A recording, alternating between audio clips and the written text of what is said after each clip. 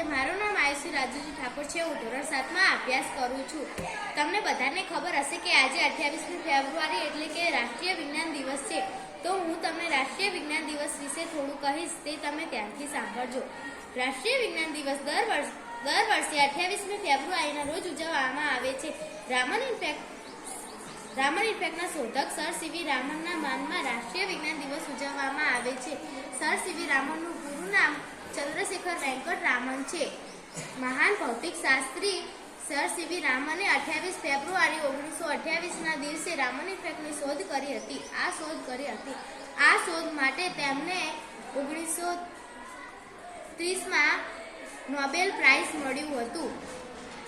સીવી રામનને મહાન ભૌતિક શાસ્ત્રી હતા, તેમને પ્રથમ નોબેલ પ્રાઇઝ મળ્યું હતું।